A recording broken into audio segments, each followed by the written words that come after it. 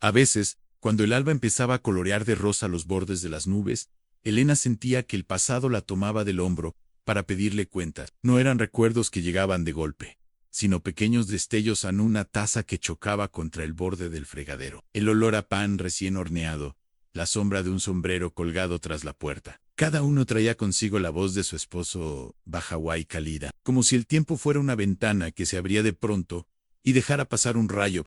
La carta enmarcada sobre la repisa parecía latir al compás de su respiración. Sin embargo, reconstruir no era solo recordar también era elegir qué parte de la memoria servía para sostener el presente. La mañana después de acomodar el marco, Elena decidió limpiar el cuarto del fondo, el más de ruido. El piso de madera crujía con un lamento viejo, y las paredes, despellejadas, mostraban capas superpuestas de pintura en azul desvaído, blanco, un verde que alguna vez debió ser alegre.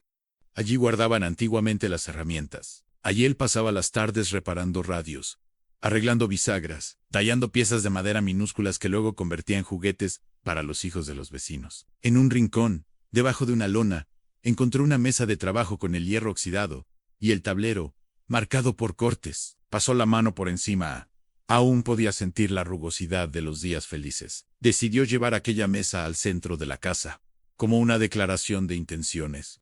La arrastró con esfuerzo, clavando el talón en el suelo y empujando con el torso. Al moverla, algo tintineó por debajo. Era la pequeña llave que había hallado días atrás, encajada ahora en una rendija de la tabla. La tomó y volvió a mirarla a contraluz. El metal, a pesar del tiempo, conservaba un brillo testarudo. Debe abrir algo más que una cerradura, pensó, como si las llaves también guardaran destinos. Salió al patio para airearse. El sol ya se había despegado del horizonte, y una brisa tibia hacía vibrar las hojas del duraznero. El niño de los días anteriores apareció con una sonrisa grande y un montón de preguntas que parecían no acabar nunca.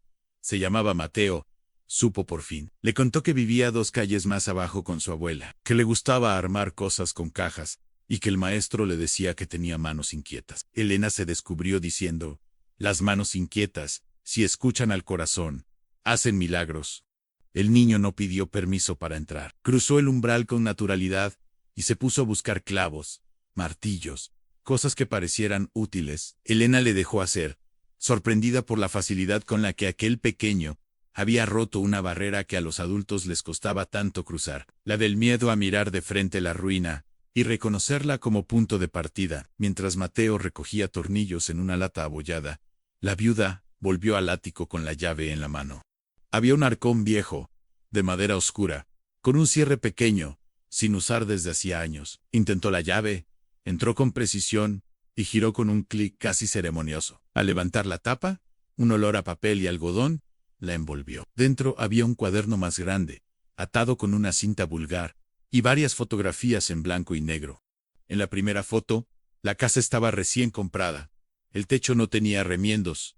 Las ventanas sonreían con marcos pintados, y ella y su esposo posaban en la puerta, jóvenes y torpes, como si no supieran dónde poner las manos. En la segunda, él aparecía serruchando una tabla bajo el sol, con la sonrisa de alguien que no se rinde. El cuaderno resultó ser un diario de obra, medidas, cálculos, listas de materiales, dibujos a mano alzada, anotaciones con fechas. Abrir vano en la pared para ventana grande, más luz para el comedor. Refuerzo de vigas con madera de cedro. Idean hacer estantes con las tablas del granero. Las letras eran firmes. Algunas páginas estaban manchadas con gotas de café. Al fondo, un bosquejo más detallado. Una remodelación completa del cuarto del fondo para convertirlo en taller y biblioteca. Elena recorrió con el dedo cada línea, como alguien que traza un mapa de regreso a casa. Bajó con el cuaderno al pecho y lo colocó sobre la vieja mesa de trabajo. El niño la miró con ojos enormes. ¿Qué es eso? Un plan, respondió ella. Y al pronunciar la palabra, la habitación pareció enderezarse un poco. Un plan que todavía nos espera. Elena sabía que el pueblo hablaba. Algunos decían que era inútil invertir tiempo en una casa que nunca dejaría de ser vieja. Otros, que la viuda finalmente había enloquecido. Pero lo que nadie sabía era la historia que aquella casa guardaba en su estructura, en sus grietas, en los clavos. La historia de 2 personas que habían querido hacer de un techo un nido. Recordar esa intención encendía una llama suave que no lastimaba. A mediodía, mientras el sol caía a plomo, Elena se ató el cabello con un pañuelo y se enfrentó al primer gran obstáculo, la pared oeste. Tenía que derribar una sección para abrir la ventana grande del cuaderno. Golpeó con el mazo y el yeso se vino abajo en polvo blanco. Cada golpe era una mezcla de duelo y liberación. De vez en cuando, se detenía para toser, apoyar la frente en el dorso de la mano y mirar por el agujero creciente el paisaje de afuera. Más luz para el comedor. Había escrito él en la luz, pensó ella.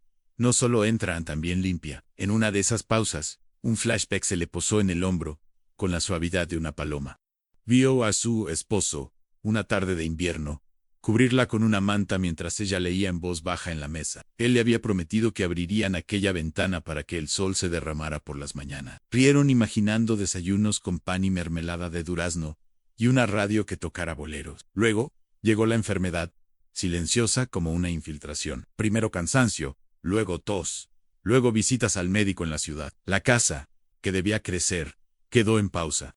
Un día, él simplemente dejó de despertar con el alba, y el mundo se plegó. El golpe del mazo contra la pared la trajo de vuelta. Siguió hasta que el hueco tuvo forma, hasta que los bordes permitieron imaginar el marco. Cuando por fin se apartó para mirar, la claridad entró como un animal nervioso, rápido y tibio, iluminando polvo en suspensión que parecía nieve al revés. Mateo aplaudió. Elena sonrió con la cara tiznada y sintió que había derribado algo más que ladrillo, una frontera interna. Los días siguientes fueron una prueba de paciencia. Con las pocas monedas que guardaba bajo la colchita compró clavos, 2 tablas nuevas y una lata de pintura blanca. Para Lou Dimas, echó mano de lo que ya tenía. Las puertas viejas se desarmaron para convertirse en estantes. Una cómoda rota se rehizo como banco. Descubrió que la madera guardaba memoria, en donde antes hubo herida. Ahora podía haber unión si se colocaba el tornillo adecuado con mimo y firmeza. Los vecinos, poco a poco, cambiaron el gesto. La mujer del pan se quedó un rato conversando. Un albañil jubilado, don Isidro, se asomó por el portón y, sin demasiadas palabras, le enseñó a apuntalar una viga con 2 listones cruzados. Para que no te ceda el techo mientras trabajas, explicó. Y dejó un nivel de burbujas sobre la mesa. Una tarde llegó Paula, la maestra, con libros donados por la escuela, novelas usadas, enciclopedias incompletas, cuentos con dibujos.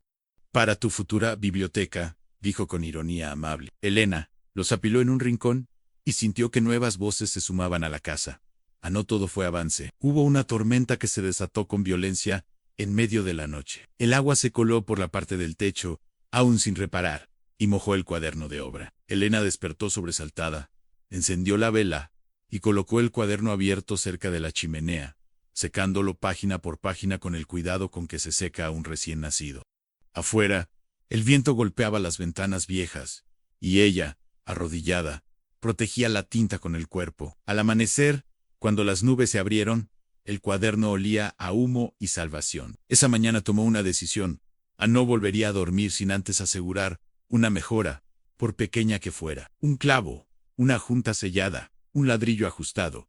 La constancia sería su nuevo idioma. Mateo apareció con una sorpresa en 3 botellas de vidrio transparente. Para lámparas, dijo, con la picardía de quien descubre un tesoro en lo que otros tiran. Juntos improvisaron un soporte con alambre y madera, y crearon una lámpara colgante que, al caer la tarde, derramó un círculo de luz suave sobre la mesa. Elena entendió entonces que la belleza podía nacer de lo humilde, si la intención era limpia. El rumor del pueblo siguió cambiando de tono. A Meggio Targi, 2 jóvenes se ofrecieron a ayudar a retirar escombros, a cambio de un vaso de agua fresca. Un músico llevó una radio vieja. Juró que aún funcionarían sus válvulas, si se limpiaba con cuidado. Entre todos, limpiaron contactos, soplaron polvo y la prendieron. Una canción antigua llenó la sala. Elena, de pie, con las manos enharinadas de cal, se detuvo a escuchar. No recordaba cuándo había sido la última vez que la música había habitado ese espacio. Sintió que el techo, a pesar de sus remiendos, se elevaba 1 centímetro. A la hora en que el sol se pone naranja, Elena abrió otra caja del arcón. Encontró una carta sin enviar, dirigida a ella misma, escrita por su esposo, al inicio de la enfermedad. Si la casa envejece, prométeme que le prestarás tus manos. No busques perfección, busca verdad. Una tabla honesta sostiene más que un adorno caro, leo despacio, deteniéndose en esa palabra verdad. Miró su alrededor en el polvo, los cortes, la pintura sin terminar, y pensó que, Efectivamente, allí había verdad.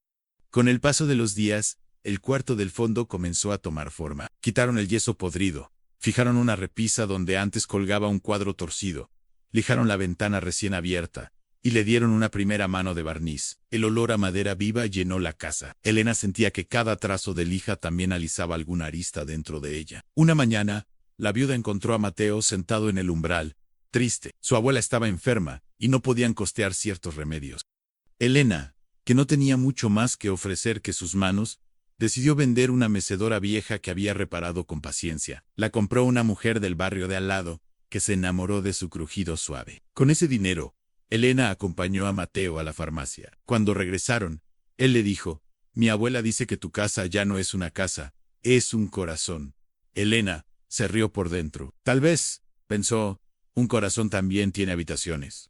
Aquella tarde, mientras terminaba de fijar el marco de la ventana nueva, escuchó pasos. Era don Isidro, con una tabla de cedro y un consejo. «Esto te servirá para reforzar esa viga. Y recuerda a mí de 2 veces. Corta una a Elena». Repitió la frase en voz baja, como quien aprende una oración. El cedro olía a bosque húmedo. Al apoyar la cara en la madera, casi pudo oír la lluvia escondida en sus fibras. Elena no se engañaba. En la pobreza, seguía como un perro flaco siguiéndole los talones. Había días en que el hambre era apenas aplacada por sopas aguadas y pan duro. Pero también había otra cosa, nueva y feroz, en la sensación de que cada centímetro ganado a la ruina era un centímetro ganado a la desesperanza. Y esa cuenta le daba fuerza. Una noche, el cielo quedó despejado y frío. La viuda encendió la lámpara de las botellas y colocó el cuaderno en el centro de la mesa. Con un lápiz, añadió sus propias notas a las de él. Escribió no olvidar que esta casa no solo debe sostener paredes, debe sostener momentos en desayunos lentos, risas de un niño, el silencio que sanan, y en otra línea en la ventana grande, ya deja entrar a la mañana. Falta aprender a dejar entrar también lo que esa luz me muestra. Se quedó mirando la palabra aprender. Se sintió de nuevo un estudiante, aunque su aula fuera de cal y polvo. A medida que el cuarto del fondo se ordenaba, Elena comenzó a imaginar su función. Podría ser, como él había soñado, un taller y una biblioteca. Pensó en una mesa larga donde reparar radios viejas o construir juguetes para vender en el mercado. Pensó en estantes con libros que los niños del barrio pudieran venir a leer después de la escuela. La mera idea hizo que se le humedecieran los ojos en su casa. La misma que había sido un refugio oscuro, podía abrirse como una mano para ofrecer algo. Abrió el marco aún sin vidrio y dejó que el aire nocturno le enfriara la frente. Las estrellas, recortadas, parecían clavitos diminutos sosteniendo el cielo. Recordó otra noche, años atrás, cuando él había dibujado con el dedo una constelación imaginaria sobre la pared y prometido que algún día, cuando todo estuviera listo, dormirían con las ventanas abiertas para escuchar la madrugada. La madrugada también es una visita, había dicho. Ahora, la visita estaba allí en la madrugada. Entraba por la ventana nueva y se posaba en el banco, aún sin lijar, en el libro abierto, en las manos cansadas de Elena. Ella cerró los ojos para atesorar la escena. La carta sobre la repisa parecía mirar. El cuaderno respiraba. La lámpara tejía luces suaves sobre los objetos. Y entonces, en un lugar profundo, que no sabía nombrar, algo se colocó en su sitio. No era felicidad ruidosa, era un asentimiento silencioso, la certeza humilde de estar andando por el camino correcto. Al día siguiente, con el primer canto de los pájaros, se propuso un objetivo nuevo en colocar el vidrio en la ventana e iniciar la nivelación del piso. Tenía maderas suficientes. Si desarmaba el viejo gallinero del patio, nada se pierde, murmuró. Todo se transforma. Se aprende a escuchar. ¿Para qué sirve ahora? La frase le recordó a su esposo, en aquellos días buenos en los que convertían tarros en macetas y telas en cortinas. En ese recuerdo, no había nostalgia que doliera. Había continuidad en trabajo sin pausa hasta el mediodía. Cuando el vidrio quedó fijo y el sol hizo su primera prueba atravesándolo, la luz proyectó un rectángulo perfecto sobre el suelo. Elena puso allí sus manos, abiertas, como si se las calentara en una fogata invisible. Luego, se secó el sudor con el antebrazo y miró alrededor.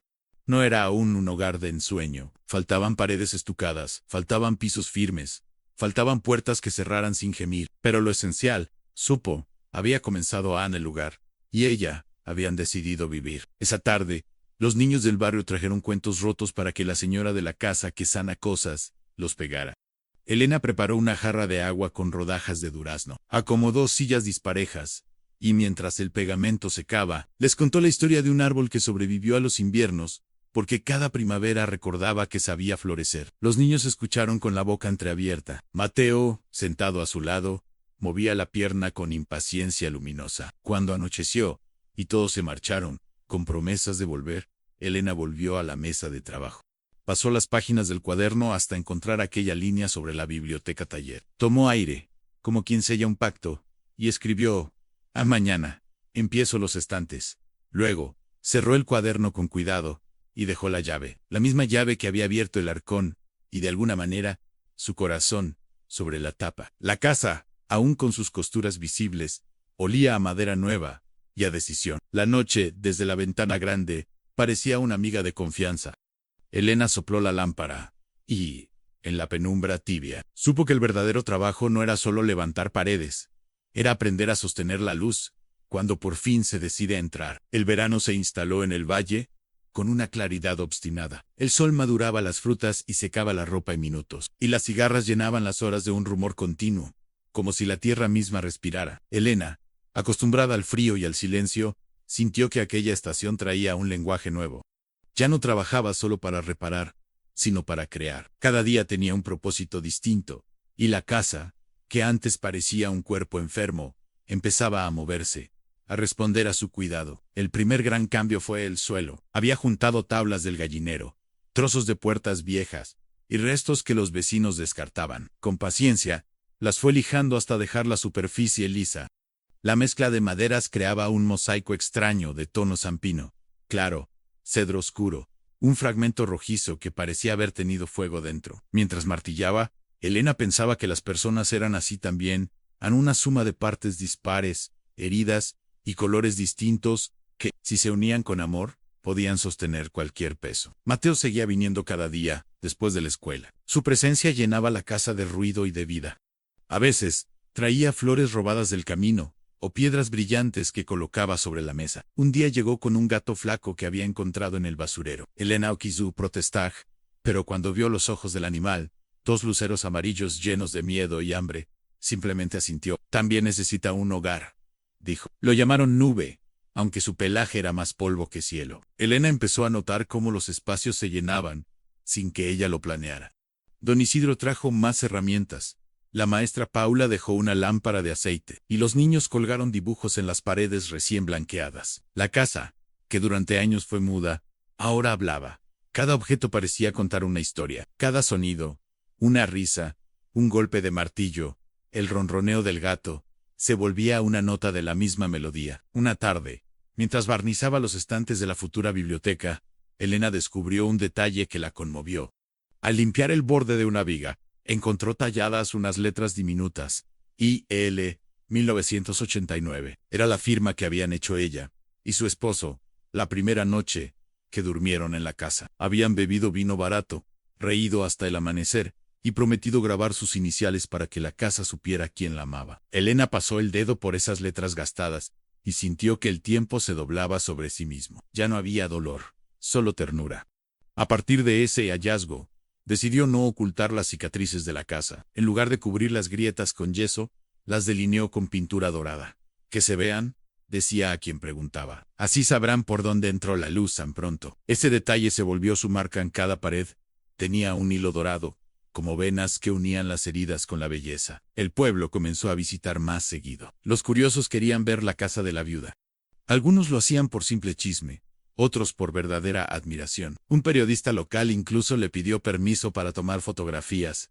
Dijo que su historia inspiraba. Elena, que nunca se sintió protagonista de nada, sonrió con timidez y aceptó solo si las fotos mostraban también a los niños, a Mateo y a las manos que habían ayudado. Aquel día, después de la sesión, se sentó frente a la ventana grande con una taza de té y observó el atardecer.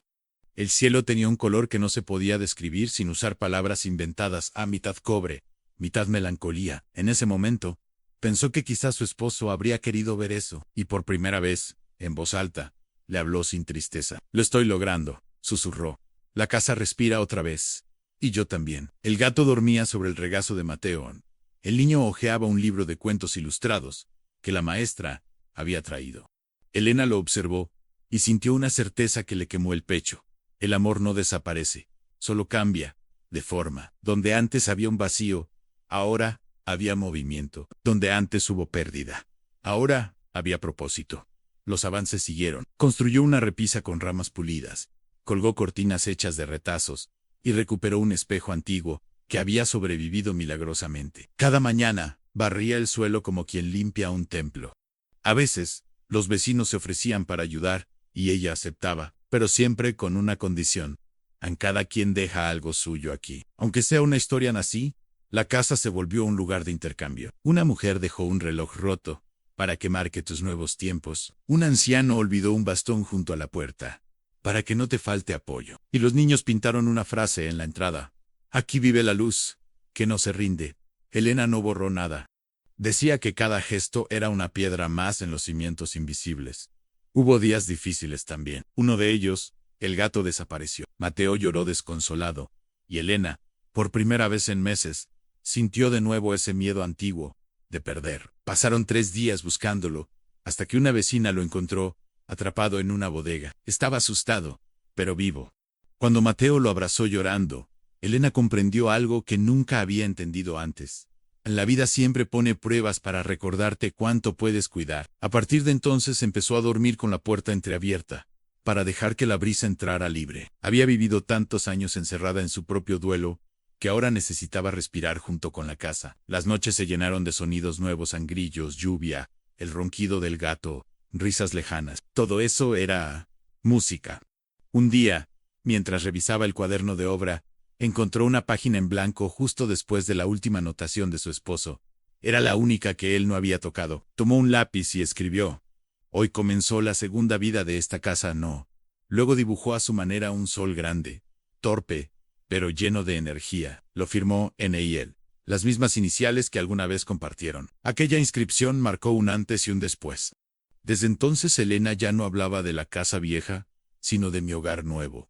Las palabras tenían poder. Al nombrar distinto, empezó a sentir distinto. El taller se llenó de herramientas, y la biblioteca ya tenía más de 30 libros. Los niños venían cada tarde a leer y a escuchar historias. Elena, que nunca había pensado en sí misma como narradora, comenzó a inventar cuentos sobre objetos que cobraban vida, casas que curaban heridas, gatos que hablaban. Descubrió que las palabras eran otra forma de construir. Una tarde de lluvia suave, Mateo le preguntó: ¿por qué sigues trabajando si ya está bonita? Elena sonrió y respondió: porque las cosas vivas siempre pueden mejorar al igual que nosotros. Esa frase quedó resonando en la cabeza del niño, y también en la de ella. Comprendió que el cambio no era un destino, sino una manera de caminar. Con los meses, el jardín floreció. Las malezas se convirtieron en flores, los duraznos dieron fruto y un sendero de piedras conducía ahora desde el portón hasta la puerta principal. En la entrada colgaba una campana pequeña, regalo de Paula cuando el viento soplaba. Su sonido llenaba el aire con una paz que recordaba las oraciones antiguas. Una noche, Elena recibió una visita inesperada. Era una mujer de la ciudad, elegante, pero cansada, que dijo haber leído sobre su historia en el periódico. Quería conocer la casa que nació 2 veces. Caminó por las habitaciones con una mezcla de asombro y envidia. Antes de irse le preguntó: ¿cuál fue el secreto? Elena se quedó pensando un largo momento antes de responder: amar lo que aún no es hermoso. La visitante se marchó en silencio, y esa frase quedó flotando, como si la casa misma la repitiera en sus vigas. Esa noche, Elena escribió una nueva nota, en el cuaderno: a la belleza no se busca, se revela cuando uno deja de tener miedo de mirar. Cerró el libro y lo guardó bajo la lámpara. Afuera, la lluvia seguía cayendo con ritmo constante, y por primera vez en años, la viuda se durmió sin sentir soledad. Los sueños fueron claros. En ellos, su esposo aparecía sonriendo, sin decir palabra, observando la casa desde el jardín. A la mañana siguiente, al despertar, el aire olía a tierra mojada y a durazno maduro. La ventana grande dejaba entrar un sol limpio, sin polvo. Elena se levantó, se miró en el espejo antiguo, y apenas se reconoció. El rostro seguía surcado de arrugas, pero había en él una serenidad nueva. Ya no era la mujer que sobrevivía, era la mujer que vivía. Cuando salió al patio, encontró a Mateo regando las plantas. Él levantó la vista y dijo: parece otra casa, doña Elena. Ella lo miró y corrigió con suavidad: No, hijo, es la misma solo, que ahora sabe quién es. Y mientras el agua caía sobre las flores, mientras el gato dormía al sol, mientras el viento movía la campana, Elena comprendió que había llegado el momento de dejar que la casa contara su historia sin palabras. Porque la verdadera transformación no se veía, se sentía, y en ese sentir, la viuda pobre y solitaria ya no existía. Quedaba solo Elena, la mujer que había aprendido a reconstruir el mundo desde un clavo, una tabla y un recuerdo lleno de luz. Elena comenzó a notar que, cuando una casa revive, también despiertan viejos fantasmas que habían aprendido a dormir en sus grietas. No eran fantasmas de sábana, sino asuntos que el tiempo había dejado sin cerrar, papeles olvidados, impuestos impagos, promesas que alguien hizo y no cumplió.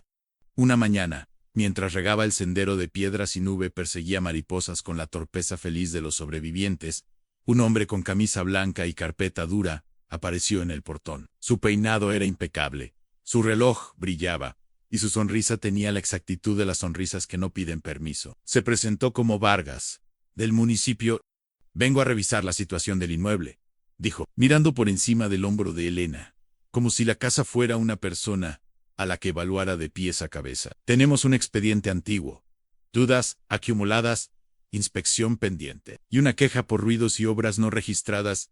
Elena lo dejó pasar, no por confianza, sino porque la cortesía era su manera de entender el mundo. Vargas caminó por las habitaciones con un gesto de quien mide, pesa, calcula. Anotó cosas en su carpeta, tomó fotos, preguntó por permisos. Elena respondió con honestidad. No tenía dinero para arquitectos ni formularios. Solo tenía el cuaderno de obra de su esposo, su voluntad y el apoyo intermitente de algunos vecinos. Vargas alzó una ceja. «Entiendo el esfuerzo», dijo con una diplomacia sin calor, «pero la normativa exige planos, certificaciones, un peritaje. Y aquí hay intervenciones estructurales a una ventana nueva, refuerzos, redistribución de espacios. Hay un plazo para regularizar. Si no, el municipio podría». Hizo una pausa teatral. Proceder con medidas. Proceder con medidas. A Elena le sonó como a lluvia que promete granizo. Esa noche, la lámpara de botellas encendida parecía más frágil que nunca. Sentada frente al cuaderno, leyó y releyó líneas con dedos temblorosos. Refuerzo con cedro en ventana al este, para más luz en estantes con tablas del granero, hasta que los ojos se le nublaron, y tuvo que cerrar el libro. La casa, silenciosa, parecía escuchar su latido. Nube se enroscó a sus pies, como si supiera que el miedo tiene frío. Al día siguiente, contó la visita a Mateo y a Paula Ann. La maestra apretó los labios con decisión profesional. «Hay cosas que podemos hacer», dijo. «Conozco a alguien en la escuela técnica. Quizá puedan ayudar con planos básicos. Y don Isidro puede avalar como maestro mayor de obras retirado. No será perfecto, pero será un comienzo». Elena agradeció. No estaba acostumbrada a pedir nada. Su vida había sido más de dar que de solicitar. Pero entendió que a veces el orgullo es un ladrillo que bloquea la puerta por donde la ayuda quiere entrar. En los días siguientes, la casa se convirtió en un taller de papel, además de madera. En la mesa grande aparecieron reglas, escuadras, un lápiz que olía a infancia. Jóvenes de la técnica midieron paredes, dibujaron líneas, hicieron cálculos. Don Isidro, con sus manos lentas y expertas, enseñó a usar el nivel de burbuja con la paciencia con la que se enseña a leer. Paula organizó los documentos en recibos de luz, agua, la escritura arrugada que Elena encontró entre cartas viejas, y una lista de faltantes que parecía interminable. Pero tener la lista, descubrió Elena, hacía que el miedo tuviera bordes. Mientras tanto, el cielo empezó a cargar una tormenta grande. Se olía a lo lejos en ese perfume metálico de los veranos que estallan. Las tardes se oscurecían antes, el viento probaba las vigas con dedos impacientes, y la campana de la entrada sonaba sola, sin brisa. Los niños siguieron viniendo a leer, aunque ahora dejaban los libros apilados con cuidado, como si no quisieran despertar a algo dormido. Elena apretaba los nudos del techo, revisaba los refuerzos, aseguraba ventanas. Sentía que se aproximaba una prueba concreta, de esas que no se resuelven con palabras. La tormenta llegó como un ejército. El primer trueno fue tan hondo que el suelo pareció mover el pecho. Luego, el agua no cayó, se derramó. Golpeó las tejas nuevas y las viejas con igual violencia. Buscó grietas, arañó la madera. Elena cerró las puertas. Corrió cubetas donde creía que podrían formarse goteras. Cubrió el cuaderno y los libros con una manta impermeable. Mateo y su abuela, a salvo en su casa, Habían prometido encender una vela pensando en ella. En la radio, que milagrosamente funcionaba, advertían crecidas del río.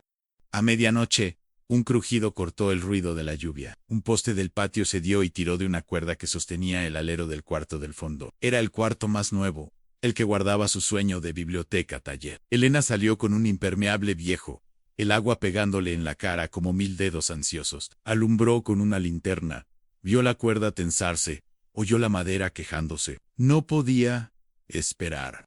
Buscó un serrucho, cortó la cuerda en el punto justo, y el alero se quedó colgando por segundos que parecieron una década antes de acomodarse con un golpe que el corazón replicó. El agua entró por la rendija como si hubiera estado esperando turno. Elena trabajó hasta que las manos se volvieron 2 peces fríos. Aseguró tablas con clavos que se negaban a obedecer. Clavó una lona con la furia calma del que no negocia. Y puso su cuerpo para sostener una viga, cuando el viento quiso llevársela. En un momento, el miedo le gritó que era una viuda sola luchando contra el cielo. Pero al siguiente, la recordó a Paula ordenando papeles, a los chicos trazando planos, a don Isidro, midiendo con ojos de asunto serio. La soledad se le encogió. No. Estaba sola, una casa con amigos. Es un animal más fuerte. El amanecer llegó cansado y gris. La tormenta se fue como se van los visitantes indeseados, Dijon dos charcos. Elena, agotada, hizo un recorrido con la linterna aún encendida, aunque ya no hacía falta. Había agua en las juntas, yeso caído, barro en los rincones. Pero la estructura resistió. Abrió el cuaderno, que había salvado bajo la manta, y escribió con letra torcida Tormentau. Grangy, la casa aguantó. Yo también. Esa nota fue el inicio de algo. A media mañana, los vecinos empezaron a llegar como si una campana interna los hubiera llamado. Trajeron paños, palas, termos de café. Nadie preguntó qué hacía falta. Lo veían entre todos. Secaron, limpiaron, levantaron. Elena dirigía con una serenidad nueva, repartiendo tareas, recibiendo sonrisas, aceptando abrazos que hace un año habría considerado imposibles. Cuando Vargas, el inspector, apareció por el portón con su carpeta en alto, tal vez para verificar daños, tal vez para sentirse parte, encontró una escena que no entraba en sus casillas, una comunidad, reparando lo que el cielo había querido probar. Señora Elena, dijo, modulando la voz ambeo, colaboración. Vea también que hay estructura, contestó ella, sin dureza pero sin pedir disculpas. Tenemos planos en proceso, una lista de pendientes y manos suficientes en pace. Si quiere, tal vez pueda decirnos qué falta con precisión para que esta casa sea tan legal como es verdadera. Vargas tragó saliva. No era común que alguien lo invitara a colaborar en lugar de defenderse. Entró. Revisó con la mirada de siempre, pero con el gesto un poco menos rígido. Señaló detalles en un anclaje que debía reforzarse, una salida de emergencia para el taller, la altura reglamentaria de un barandal. Habló de plazos. Esta vez, sin embargo, prometió volver con una guía amigable y el contacto de un programa municipal para regularizaciones de bajo costo. No es una garantía, aclaró, pero es un camino. Camino a la palabra preferida de Elena en esos meses. Esa semana, Paula organizó una jornada de papeles en la mesa grande. Los jóvenes de la técnica terminaron planos básicos de planta y corte. Don Isidro firmó un informe como testigo de obra, con letra temblorosa y orgullo firme. Elena juntó recibos y agregó al cuaderno una sección llamada Legalidad, que la hacía sonreír de lado. Por la tarde, mientras Nube dormía al sol y Mateo pegaba carteles con flechas que decían Biblioteca Gibbs, la viuda pensó que tal vez ese era el verdadero milagro. Una casa que alumbraba no solo con lámparas, sino con reglas asumidas como gesto de cuidado. Pero la vida, que sabe dosificar lecciones, guardaba otra prueba. La abuela de Mateo, que ya caminaba con bastón y tenía tos vieja, se agravó. El médico del barrio habló con la frase que nadie quiere oír: Ané, hay que internarla unos días. Mateo llegó con los ojos hinchados de llorar. Elena lo abrazó, y en ese gesto sintió que, por primera vez desde la muerte de su esposo, su abrazo podía sostener el peso de otro dolor sin quebrarse. Te prometo, dijo, que la casa te esperará cada tarde, aunque vengas cansado. Y si no puedes venir, yo te llevaré libros al hospital. Ann cumplió. Ann preparó una pequeña canasta con sopa, pan y un cuento de animales que hacían puentes sobre ríos oscuros. Cuando se sentó junto a la cama de la abuela, esta tomó la mano de Elena con una fuerza que sorprendía. No sabes, susurró. Lo que estás haciendo no es una casa, es un permiso para vivir. Elena le apretó los dedos, y el silencio que la rodeó fue un silencio sano, de esos que curan. A la vuelta, cruzó el pueblo con paso lento. Al llegar, encontró en la puerta un sobre sin remitente. Dentro, había dinero. No una fortuna, pero sí lo suficiente para pagar los timbrados que el municipio exigía. En una nota sin firma se leían para que la luz no tenga que pedir permiso para entrar. Elena miró alrededor, pero nadie asomaba a veces. Pensé, la gratitud es tímida. Con los papeles encaminados, se dedicó a la gran tarea pendiente en el techo. Era la línea entre el cielo que inspira y el agua que arrasa. Con la ayuda de don Isidro y dos jóvenes que aprendían rápido, desmontaron tejas podridas, nivelaron correa, colocaron nuevas piezas con el cuidado artesano de quien peina la cabeza de un niño. Mientras trabajaban, Elena recordó que su esposo solía decir que un techo es una promesa mientras yo exista. Lo de adentro estará a salvo. Ella repitió la frase, y la madera respondió con ese sonidito breve que hace cuando encaja exacta. Cuando terminaron, el atardecer se posó sobre las tejas nuevas como una bendición doméstica. Elena se sentó en el escalón de la entrada, sudorosa y feliz. A la campana sonó leve. Paula llegó, con una caja dentro. Boletines impresos que anunciaban la biblioteca de la casa 2 veces, nacida menos apertura comunitaria en una semana. Era ambicioso, sí, pero la palabra apertura contenía más que un evento. Contenía la idea de que un lugar podía convertirse en causa. Los días previos a la inauguración fueron una coreografía de detalles. Los niños ordenaron libros por colores y tamaños. Paula luego los reordenó por temas. Riendo, Mateo pintó una franja azul en el borde inferior de las paredes. Para que el cielo empiece abajo, dijo. Nube se consagró como inspector de sillas, comprobando con su sueño el confort de cada asiento. Elena, que había aprendido a no esconder las cicatrices, repasó los hilos dorados de las grietas y les añadió pequeñas palabras en letra mínima: paciencia, valentía, ternura, constancia. Quien se arrimaba a leer, las encontraba como quien descubre secretos buenos. La víspera, Vargas apareció otra vez. Traía papeles con sellos, una lista con ítems tachados y otros por cumplir. También traía algo en la cara, en una humanidad que se le había escurrido de la corbata. No todo está listo, admitió, pero hay avances claros. He hablado con el programa. Si presenta esto y esto, señaló, tendrá una constancia provisoria para actividades comunitarias. Es irregular, pero se interrumpió, carraspeó y cambió de tono. Es justo. Elena no supo si abrazarlo o invitarlo a Teani. Hizo las dos cosas. Esa noche, sola en la sala que ya no se sentía grande ni vacía, envió una plegaria sin religión concreta, a un gracias abierto, como una ventana.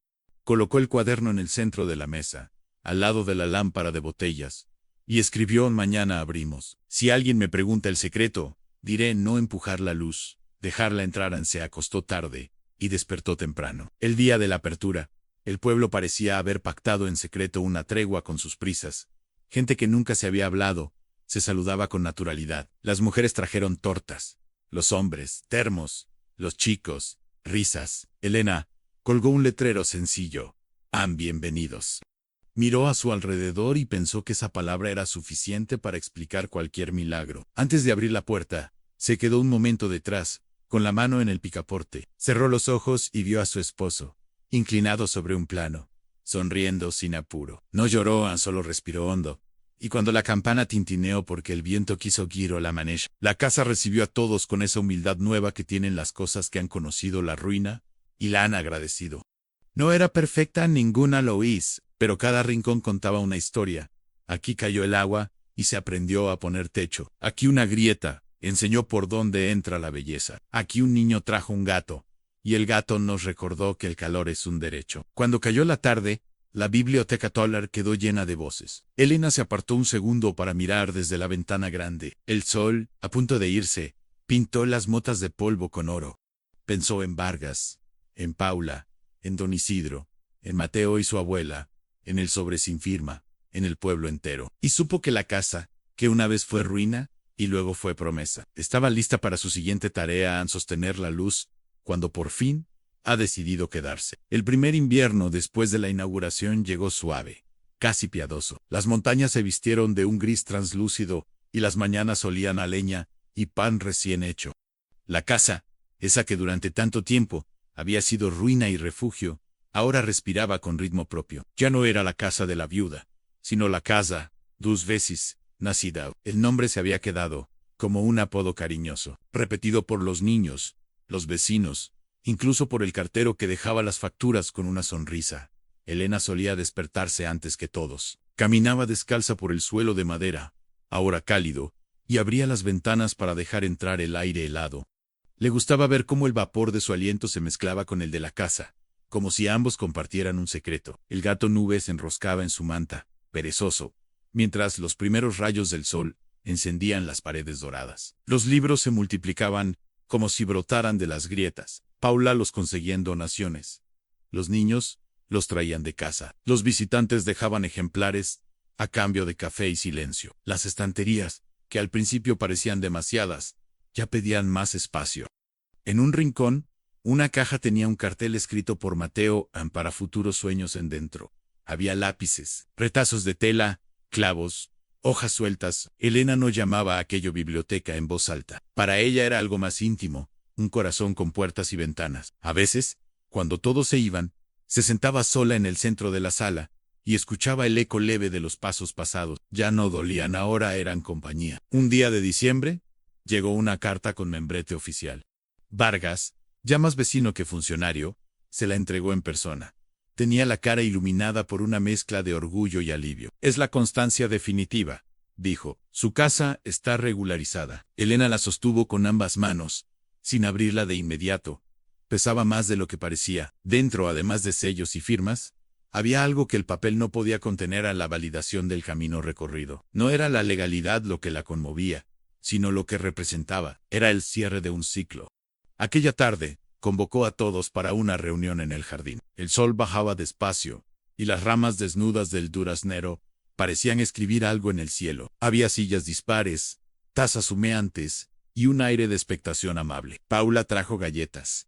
Don Isidro vino con su bastón, y los chicos corrieron por el sendero dejando huellas de barro. Esta casa ya no me pertenece, dijo Elena. Sin leer ningún papel: nos pertenece. Las palabras salieron simples, sin dramatismo, pero hicieron silencio. Fue mi refugio cuando estaba rota, y ustedes la llenaron de vida. Si un día yo no estoy, quiero que sigan viniendo, que este lugar siga siendo un hogar para quien necesite empezar otra vez. Mateo, que ya era un poco más alto, y tenía esa seguridad que da saberse querido, levantó la mano. Pero usted va a quedarse, ¿verdad? Elena sonrió. Mientras el corazón aguante, Siam, pero los lugares también necesitan aprender a volar. Esa noche no durmió mucho. Caminó por las habitaciones, como quien se despide, con gratitud. Tocó las paredes, acarició el cuaderno de obra, encendió la lámpara de botellas, y miró las sombras bailando sobre las grietas doradas. Recordó la primera vez que había abierto esa ventana, la lluvia colándose, el miedo, la terquedad. Recordó la carta de su esposo, las manos pequeñas de Mateo, las voces que habían llenado el vacío. Cada recuerdo era una capa de pintura invisible. En el silencio, se dio cuenta de algo. Durante años, había reconstruido la casa pensando que lo hacía para honrar el pasado. Pero ahora entendía que en realidad lo había hecho para poder dejarlo ir sin culpa. No era un adiós triste, era una despedida limpia. Los días siguientes fueron un desfile de visitas, un grupo de turistas curiosos, un periodista de la capital, una pareja de recién llegados que buscaban inspiración para reformar su propia vivienda. Elena los recibía con la calma de quien ya no necesita demostrar nada. Les contaba la historia sin adornos: a la viuda, la ruina, la reconstrucción, la tormenta. Siempre terminaba igual. Lo importante no es la casa, decía, sino lo que uno decide hacer con sus ruinas. Una mañana, Vargas regresó con una propuesta. El municipio quiere incluir este lugar en una ruta cultural. Sería una parada para talleres, charlas, encuentros. Usted podría coordinarlo. Elena lo miró con sorpresa, y después, con ternura. Yo, ¿por qué no?, respondió él, encogiéndose de hombros. Usted ya lo hace, en solo faltan papeles. Se rió, larga y clara. Papeles en el destino tenía un sentido del humor peculiar. Aceptó, pero con una condición: nada de burocracia, que apague la chispa. En Vargas prometió que no. Así, la casa 2 veces nacida se convirtió en un punto de encuentro. Cada mes había una actividad nueva: en un taller de carpintería, una lectura colectiva, una merienda compartida. Los muros guardaban la risa de los niños y las historias de los ancianos. Elena, desde una esquina, observaba. A veces participaba, otras solo escuchaba. Su alegría era silenciosa, profunda. Can, el tiempo, empezó a delegar. Mateo, ya adolescente, se encargaba de los libros y de la organización de eventos. Paula coordinaba los talleres de lectura. Don Isidro, aunque ya no podía subir escaleras, enseñaba a los jóvenes a usar herramientas con respeto. Elena se permitía el lujo de descansar. Una tarde, mientras el sol se filtraba por la ventana grande, sacó el cuaderno de obra y lo abrió en la última página. Había espacio justo para una frase más. Escribió despacio, con la letra firme en cuando una casa aprende a amar, deja de ser paredes. Se convierte en raíz. Dejó el lápiz encima, como si fuera una firma compartida con el tiempo. Los inviernos siguientes fueron más tranquilos, los días más lentos. La casa resistía con dignidad los años, igual que ella. Había momentos de cansancio, sí, y dolores que recordaban su edad, pero también una paz nueva casi luminosa. Nube dormía junto al fuego. Mateo leía en voz alta, y las risas venían desde el patio. Un atardecer, mientras preparaba té, vio a través de la ventana a un joven que miraba la fachada desde el camino. Tenía una mochila, la ropa gastada, y una mirada que ella reconoció al instante. Esa mezcla de vergüenza y esperanza que solo se tiene cuando se está perdido. ¿Busca algo?, preguntó, saliendo al porche. Un lugar donde quedarme unos días, respondió él. Me dijeron en el pueblo que aquí ayudan a la gente. Elena Nodu. Entonces ha llegado al sitio correcto. Paysen. El joven cruzó la puerta, y al hacerlo, el aire cambió un poco, como si la casa respirara hondo, para recibir una nueva historia. Mateo apareció con una manta, Paula con una taza. Todo sucedió naturalmente, como si ya estuviera escrito. Esa noche, mientras el muchacho dormía en el cuarto que antes había sido depósito, Elena se sentó junto al fuego y pensó que quizás su tarea nunca terminaría, que cada vez que alguien necesitara recomenzar, la casa los abría. Se levantó, abrió la ventana para dejar entrar el aire frío, y miró las estrellas. En una de ellas creyó ver la figura de su esposo, o tal vez solo la memoria de su amor, sonriendo desde algún lugar donde las casas no se derrumban. Gracias, dijo, sin lágrimas, con voz serena. Y la campana de la entrada sonó una vez, como si el viento hubiera entendido. Los días siguientes siguieron su curso. La vida, sencilla y bella, se desplegaba como una flor sin esfuerzo. A veces, los visitantes preguntaban cuál era la historia real de la casa dos veces nacida, si era verdad o leyenda. Elena siempre respondía igual. Las casas no mienten. Si escuchan con el corazón, les contarán la verdad. Y así, entre luces cálidas, paredes que sabían hablar, y un jardín que no dejaba de florecer, la viuda pobre y solitaria se convirtió en el alma invisible de un lugar que enseñaba a todos una lección sencilla. Los sueños también pueden construirse con clavos, lágrimas o fe. Esa fue la verdadera transformación. No la de las paredes, sino la de los corazones que pasaron por ellas. Con los años, el tiempo se volvió un visitante amable en la vida de Elena. Ya no traía pérdidas ni despedidas, sino recuerdos que sabían quedarse en silencio, como viejos amigos que se sientan a mirar el fuego sin necesidad de hablar. Su cabello, antes gris como la ceniza, se volvió de un blanco que reflejaba la luz del amanecer. Y sus manos, aunque lentas, seguían firmes cuando tocaban la madera o servían té.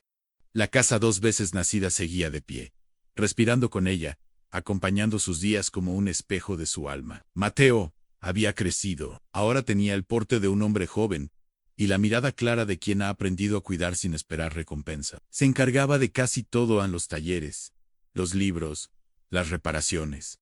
Pero cada mañana pasaba primero por la habitación de Elena. Tocaba la puerta con 3 golpecitos suaves, como si tocara el corazón mismo de la casa menos, y decía siempre la misma frase. Buenos días, doña Elena. El sol ya entró, y ella desde su cama respondía sonriendo. Déjalo pasar, hijo. El sol sabe por dónde ir. La casa, con sus paredes doradas, había dejado de ser solo un refugio. Se había convertido en un lugar de peregrinación. Llegaban visitantes de pueblos cercanos, de ciudades lejanas, de países donde las palabras se decían distinto, pero significaban lo mismo. Querían ver la casa que una viuda pobre había reconstruido sola. Querían saber cómo había logrado transformar ruinas en belleza. Pero al irse, comprendían que el milagro no estaba en la madera ni en la pintura, sino en el aire, en la manera en que ese lugar hacía respirar diferente a quien lo pisaba. Elena no buscaba reconocimiento.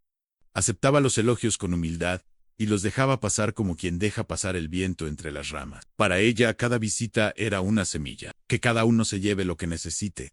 solía decir. La casa sabrá llenar el hueco que quede en una tarde de otoño, cuando el aire traía olor a hojas secas y el sol jugaba a esconderse detrás de las montañas. Elena decidió escribir por última vez en el cuaderno de obra. Lo colocó sobre la mesa grande, al lado de la lámpara de botellas que aún usaba, y abrió una página nueva. La tinta tardó en fluir, pero cuando lo hizo, sus palabras se dibujaron con una serenidad absoluta. Todo lo que se repara con amor dura más allá del tiempo. Esta casa fue mi espejo, mi escuela y mi refugio. Aquí aprendí que la soledad no es un castigo, sino un espacio donde la vida puede volver a nacer. Si alguien lee esto después de mí, que no tenga miedo de empezar desde las ruinas. A veces, los finales son solo casas que esperan reconstrucción. Cuando terminó de escribir, cerró el cuaderno despacio, lo envolvió con una cinta vieja y lo guardó dentro del arcón que había abierto tantos años atrás, el mismo que había guardado los planos de su esposo. No lloró, solo respiró hondo, como quien sabe que algo dentro ha encontrado su forma definitiva. Esa noche, el viento soplaba con suavidad, como si acariciara las tejas nuevas. En la radio sonaba un bolero antiguo, el mismo que ella y su marido escuchaban mientras soñaban con abrir la ventana grande. Nube dormía en su regazo, y el fuego chispeaba despacio, recordándole que la vida, cuando se vive con ternura, siempre encuentra un modo de seguir encendida. Elena cerró los ojos, no para dormir, sino para escuchar. Escuchó los pasos de los niños leyendo en voz alta, la risa de Paula organizando libros, la voz de Mateo dando instrucciones, la campana de la puerta sonando con el viento. Escuchó también la voz de su esposo, no desde el recuerdo, sino desde un lugar más profundo, donde las distancias ya no existen. Lo lograste, Elena, decía aquella voz, tranquila, cálida, sin pena. Y ella, con un suspiro apenas audible, respondió, lo logramos.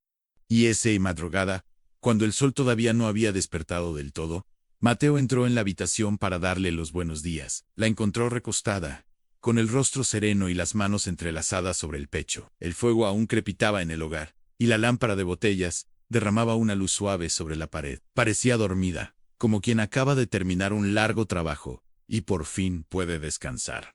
El silencio que siguió no fue triste, era un silencio limpio, lleno de gratitud. Mateo se sentó a su lado y tomó su mano, tibia aún. No dijo nada, no hizo falta. Afuera, la campana de la entrada sonó una vez, sin viento. Los días siguientes, el pueblo entero se acercó a despedirla. No hubo velorio solemne ni discursos, solo una reunión en el jardín, con flores, música baja y voces suaves. Paula leyó en voz alta el fragmento final del cuaderno de obra. Don Isidro, con bastón en mano, dijo que las casas también lloran cuando se van sus dueños. Y Mateo, con la voz firme, aunque los ojos húmedos, prometió mantener las puertas abiertas para que la luz nunca tenga que pedir permiso para entrar. Ahora sí comenzó una nueva etapa. La casa no quedó vacía. Ann siguió viva, como si su espíritu hubiera aprendido a latir solo. Mateo se hizo cargo de ella con la misma devoción que Elena le enseñó. Abrió un rincón de lectura llamado el cuaderno de Elena, donde cualquiera podía dejar un pensamiento, una frase, una historia.